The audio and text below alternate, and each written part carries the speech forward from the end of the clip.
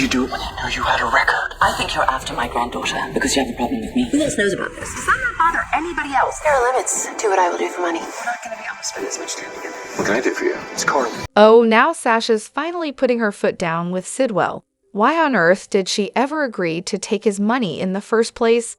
Talk about a dumb move. Seriously, what was she thinking? I just hope Tracy and the rest of Deception steer clear of doing business with him. Sidwell is the villain of all villains, and Lucy? Ugh, she's just a wrecking ball, rooting the tribute to Monica with her immaturity. I can barely stand her, but I'll admit, Lynn plays her perfectly. But you know what? Diane is a total gem. It's about time we're seeing her again. Honestly, we haven't had nearly enough of her lately. Someone please fix this show. Nothing makes sense anymore. Lucy and Sidwell are officially on my get lost list, joining a whole bunch of other characters I can't stand. And what even is going on? Sidwell is playing the game like a pro, targeting the women of Port Charles to get exactly what he wants. I'm just waiting for Jason and Sunny to find out that Cyrus, Brennan, and Sidwell are all part of Pikeman. That's going to be explosive. Look, I've got an opinion, no apologies. I'm actually loving Sidwell. From the moment he showed up on GH, I saw so much charm and fun in his character. I couldn't care less that he's the supposed villain. I'm all in. Yeah, I know, he's supposed to be playing a bad guy, but man, he's got life in his eyes. Those twinkling eyes, chef's kiss. I know it's a show, but y'all, go easy on my new heartthrob, Sidwell. And the lack of flashbacks, it's painfully obvious to me that whoever's running GH right now is pretending the show's history never happened because they had nothing to do with it. Now, the only thing memorable about GH are the never-ending storylines and characters that are basically unwatchable. Hello everyone, welcome back to my channel, Messy Syrup. It's me, Abby, here. I hope everyone is having a wonderful day. Keep watching. So let's dive into today's video. Sasha, seriously. I'm so over her and her whole, I can do this all by myself act. If that were actually true, why the heck did she take money from shady Sidwell? Oh, and let's not forget how she's constantly calling up Jason like she's some damsel in distress. It's honestly getting ridiculous. At this point, she's just turning into her mother, an opportunist with a capital O. And Christina, please, spare me. We all know, Ava didn't cause that fall, so why are you still dragging this out? Now look what you've done. Elizabeth and Dirty Rick are both hurt because of your pathetic self-pity. Just go away already. Now back to Ava. You've got to love her snaky ways, don't you? She's back and better than ever, and I swear, Sonny better watch his back. This is going to get good. As for Lulu, nauseating. I honestly can't even stomach it anymore. Can we please just have a permanent exit for her character from GH? That would be a dream. Sidwell and Lucy, don't even get me started. Every time I see them, I feel like I'm about to lose my lunch. Honestly, I'm done watching anything with Drew in it. How on earth did they let Lucy wreck the Monica Quartermain Cancer Care Center? Are we even still taking this seriously? But hey, Diane is amazing. Anything with her in it is pure gold. And Tracy? Don't even get me started. Anything with her is fantastic, unless Drew's also in the scene. After 62 years of watching this soap, I'm honestly starting to skip days and just let it record. I can't deal with this mess anymore. Writers, please fix this. A little live action in the afternoon? Yeah, that might actually be a refreshing change. And as for Sidwell, he's just meh. I mean, if Sunny's really retiring and they're looking for a new resident criminal with a part-time heart, they need to find someone with a little more charisma and a whole lot more looks.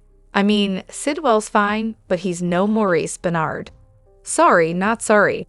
But hey, maybe everyone else loves him as the new kingpin of Port Charles. That's just my 2 cents. The car accident. What a thrilling plot point. Not. It was so anticlimactic, I had to wonder, what exactly was the point of it? Fast forward 2 days and poof, no follow-up. Elizabeth's still not awake, Rick's still MIA, and apparently, we're just moving on like the whole thing never happened. Sure, Laura mentioned it to Sunny, and Lucas casually threw Elizabeth's name out to Jason, but come on, there's no real sense of urgency here.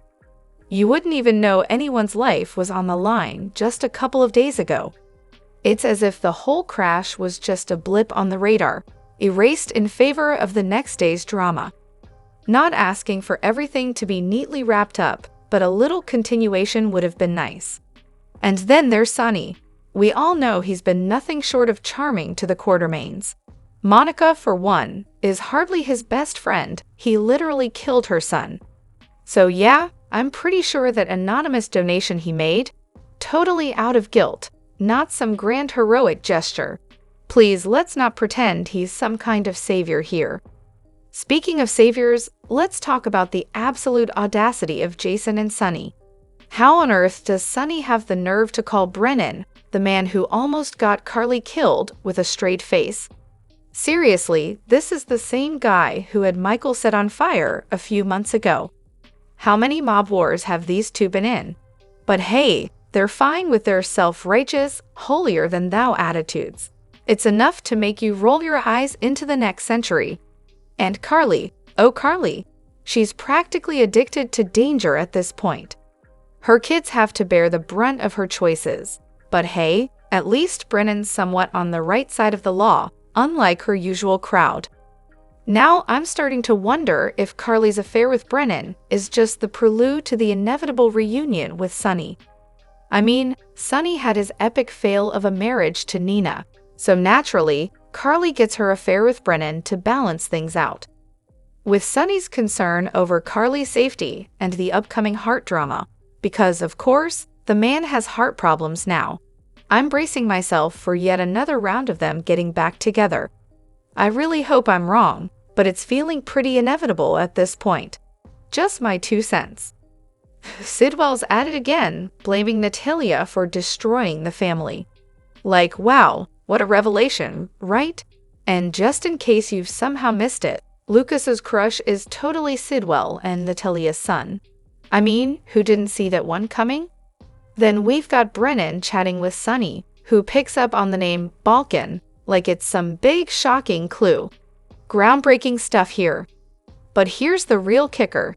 It was finally nice to see Natalia stand up to Sidwell, although I'm sure now that Sunny's showing up at her door, he's definitely going to wonder what she's doing there. Classic timing, right? Oh, and don't even get me started on Lucy. She practically forced everyone into business with him. I mean, what kind of mastermind is she really? And her whole flirty routine with him. Please, it made my skin crawl. And now, what's going on with Maxie losing her voice? Like, is that a medical emergency or just a plot device for drama? Oh, and Emma. What did she do that was so horrendous she had to sign some waiver to keep it all under wraps? Seriously, who is she protecting here? This whole thing is absurd. Emma's not some cold-blooded killer. When did saving a crypt from demolition suddenly become a crime? Let's rewind a bit to TJ and Molly and their first surrogate. Remember that? She tells TJ she had a miscarriage over the phone. He's a doctor, by the way. Why didn't he have her checked out at GH? And the I can't face Molly excuse? That's because she didn't have a miscarriage at all. She stole their baby and looked super shady doing it. Molly and TJ don't even know their parents yet. Watch this drama unfold, because you know it's coming. Oh, and speaking of blasts from the past, did GH ever officially acknowledge Amy Vining's, Shel Kepler, death? I wasn't watching for a while, but I remember loving Amy as a kid. I saw her photo on the hospital wall, but I don't recall them actually addressing her passing. Anyone else wondering about that? Alright, here's my totally accurate prediction for what's about to go down at the nurses' ball. Sunny's gonna need a heart transplant. Drew's going to meet his untimely demise at the ball. And guess who's gonna get that heart? Yep, Sunny, because why wouldn't he? And honestly, who doesn't agree that Sunny's definitely going to be the first patient at the new cardiac care center? Because if there's one thing he deserves, it's a brand new heart, or maybe just a new storyline. Now, let's talk about this hilarious speculation that Drew's affair is what's finally going to take Monica down. Seriously, Monica is the GH queen of affairs. She's practically a pro at this point. As for the nurses' ball itself, yawn. Was anyone else as bored as I was? I mean, I watched some of it, but honestly, it felt like I was forcing myself through it. Anyone else feel the same way? And yes, I'm about to be that broken record again. The way they've been portraying Sonny is just exhausting. This guy practically destroyed the Quartermain family, but sure, we're supposed to forget all that because he donates some cash here and there. And the fact that he's sitting front and center while Monica's being honored just feels perfectly awkward, especially considering he's the reason her son can't even be there. That's why I'll never, ever be a Sonny fan. Also, hot take, I wouldn't mind a Monica recast. I love Leslie, truly, but the Quartermain family is a mess, and they need that voice of reason more than ever. She could probably get Drew's life together, and let's be honest, she's the only one who can handle Tracy's chaos. Oh, and who was that blonde in the opening credits? One of the nurses passing out the gift bags for Maxie? I swear I've never seen her before. Has she been around? Because I definitely don't recognize her. What a genius move having Sidwell underwrite the entire nurses' ball. Cardiac care just in time for Sonny's operation. Almost like it was planned or something. And of course, it only made sense to do the surgery right there.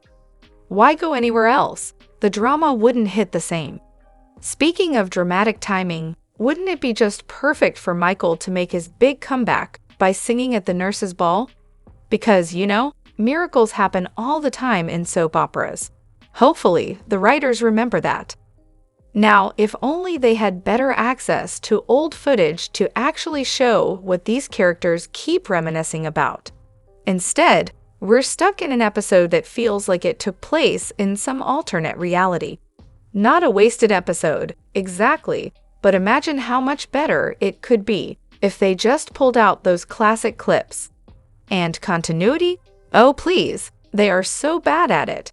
Kai leaves the office with the research Drew just happened to have, but then, surprise. Next episode, he's back in the office like nothing happened, and Alexis just strolls in. Meanwhile, Rick is in a major accident, and suddenly, it's like it never even happened. And sure, they had to air the anniversary episode on the exact date, but really? Anna's chatting with Robin on the phone, while Emma is literally sitting in a jail cell. Priorities, people. Oh, and I'm back. Remember when some of you jumped on me for calling out poor little Christina? Well, was I right, or was I right? Because look who ended up hurting or killing someone. Maybe now she'll finally face some real consequences.